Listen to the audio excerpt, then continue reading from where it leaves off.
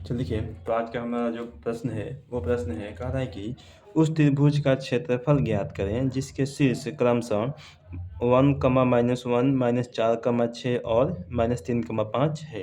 ठीक है, देखिए ये हमें 3 बिंदु दिया हुआ है और इसी की सहायता से हमें त्रिभुज का क्षेत्रफल ज्ञात करना है। चलिए हम लोग हल करते हैं।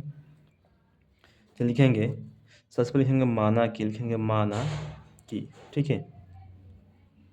त्रिभुज के शीर्ष, माना कि त्रिभुज के शीर्ष ए बराबर, ठीक है, हमने ए माना, ए बराबर इसको मानते हैं -1, -1, ठीक है।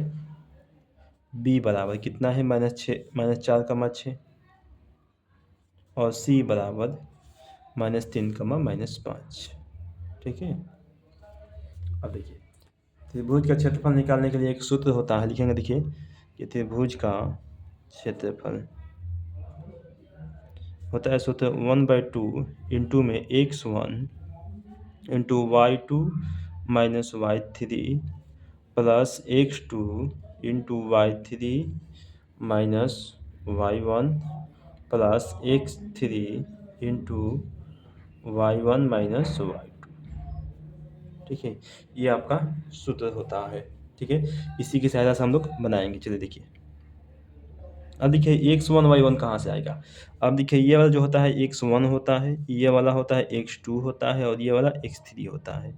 वैसे ही ये y1 होता है, ये y2 होता है और ये y3 होता है। अब समझ में आ गया होगा। अब देखिए 1/2 को 1/2 ही लिखेंगे हम लोग। x1 का मान 1 है तो 1 लिख देंगे। y2 -y3 तो y2 का मान 6 हो गया, y3 का मान -5 हो गया, प्लस x2 का मान है -4, लिखेंगे -4 इंटू y3 तो y3 का मान है -5 माइनस y1 का मान है -1 तो -1 हमने लिख दिया, प्लस x3 तो x3 का मान हमारे पास कितना है -3, लिखेंगे -3 इंटू y1 का मान है -1 तो -1 माइनस y2 का मान है -6, ठीक है। हमने इतना कुछ कर दिया। आप चलिए आगे करते हैं। इस 1/2 को 1/2 ही लिखेंगे, ये 1 हो गया।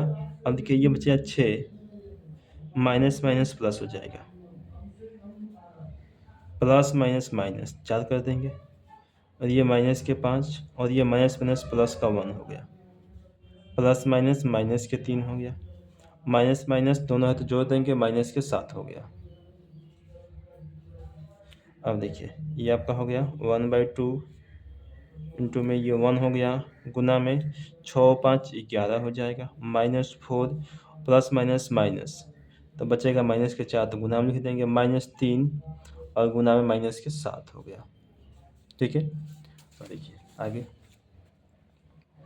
ये 1/2 हो गया, ये 11 हो जाएगा, ये माइनस माइनस प्लस हो जाएगा 16 हो जाएगा, माइनस माइनस प्लस 3 7 21 हो जाएगा, ठीक है। अब दोनों को जोड़ देंगे, देखिए 1/2 सबको जोड़ेंगे तो आ जाएगा आपका 48, काट देंगे 2 से 24 बाद में, ठीक है। तो आपका जो मान आ गया, आंसर हो गया आपका 24 मात्रक, ठीक है।